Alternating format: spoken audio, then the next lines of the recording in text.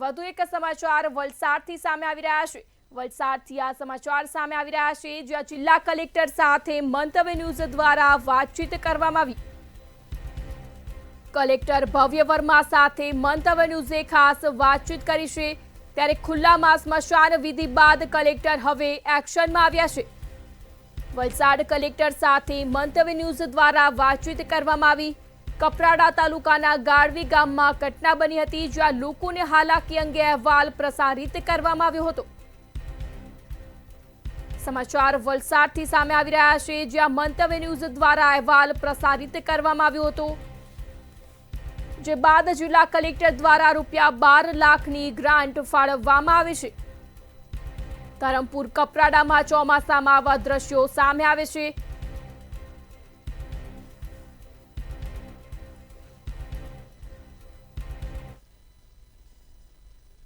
વલસાડ જિલ્લાની અંદર ભારે વરસાદ છે।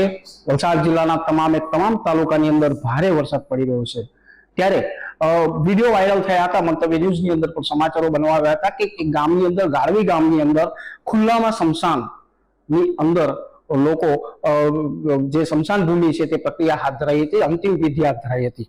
વલસાડ જિલ્લા કલેક્ટરને ધ્યાનમાં આવતાની સાથે જ વલસાડ જિલ્લા કલેક્ટરે ₹12 લાખ જેટલી ગ્રાન્ટ હાલ તો પોતે ફાળવી દીધી છે। ત્યારે વલસાડ જિલ્લાના નવનિયુક્ત કલેક્ટર છે ભવ્ય વર્મા, એમની સાથે મંતવ્ય ન્યૂઝમાં સીધો વાત કરવાનો પ્રયાસ કરું। સર, 12 लाख का ग्रांट दिया है, क्या है सर? આમાં એક વિડીયો વાયરલ થયો હતો, જેમાં કપરાડા તાલુકાનો એક ગામ હતો, એમાં લોકો ખુલ્લામાં સ્મશાન વિધિ કરતા હતા। તો એના લીધે પછી જાણકારી લીધી હતી, તો તે ગામમાં સ્મશાન ઘાટ ઉપલબ્ધ નથી હતો। તો એના લીધે જિલ્લાની એક ગ્રાન્ટ હોય છે, જિલ્લા વિકેન્દ્રિત આયોજન, એમાં 12 લાખના કામને મંજૂરી અપાઈ છે। સૈદ્ધાંતિક મંજૂરી અત્યારે અપાઈ છે। સૈદ્ધાંતિક મંજૂરી અપાયા પછી આરએનબી પંચાયત વિભાગ હોય છે ગ્રામ પંચાયતનું કામ કરવા માટે, તો એના લીધે એમને વહીવટી મંજૂરી આપવામાં આવશે અને પછી એવું કામ કરવામાં આવશે। સર, વલસાડ જિલ્લાની અંદર ખાસ 180 ઇંચથી વધારે વરસાદ પડતો હોય છે। આપનું પ્રથમ વર્ષ છે સર, કેવી રીતે પ્રકારની કામગીરી વરસાદ બાદ અને વરસાદ પહેલા સર? કામગીરી અત્યારે ચાલી રહી છે। સૌથી પહેલા તો આપણો જો ડિસ્ટ્રિક્ટનો ડિઝાસ્ટર કંટ્રોલ રૂમ છે, આ સતત 24 કલાક એક્ટિવ રહે છે અને દર 2 કલાકમાં વરસાદ કેટલી પડી છે, કોણસી તાલુકામાં કેટલી વરસાદ પડી છે, એમના આંકડાઓ એકઠા કરવામાં આવે છે। પછી દરેક વિભાગ જો છે એમની કામગીરી નક્કી કરેલી છે, ઓલરેડી આ સેટ પ્રેક્ટિસ જ છે। દાખલા તરીકે જ્યારે વરસાદ વધારે પડે અને કોઈ ગ્રામ પંચાયતનો રોડ તૂટી જાય તો આરએનબી પંચાયત વિભાગ જો છે એના મારફતે એમની રિપેરની કામગીરી કરવામાં આવે છે। જ્યારે કોઈ સ્ટેટનો રોડ તૂટી જાય છે તો આરએનબી સ્ટેટ મારફત એમની કામગીરી કરવાની થાય છે।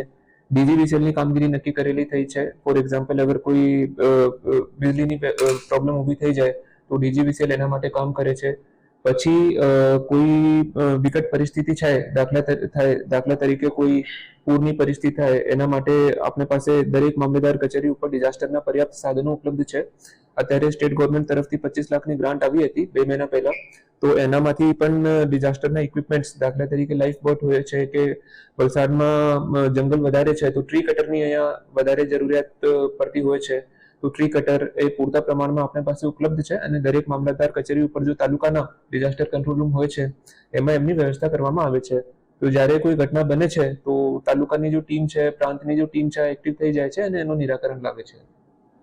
તો ખાસ કરીને વલસાડ જિલ્લાની અંદર 180 ઇંચથી પણ વધારે વરસાદ પડતો હોય છે। ત્યારે નવનિયુક્ત કલેક્ટર ભવ્ય વર્મા સાથે મંતવ્ય ન્યૂઝની ખાસ વાતચીતની અંદર હાલ તો તંત્ર સજ્જ જોવા મળી રહ્યું છે। મયુર જોશી, મંતવ્ય ન્યૂઝ, વલસાડ।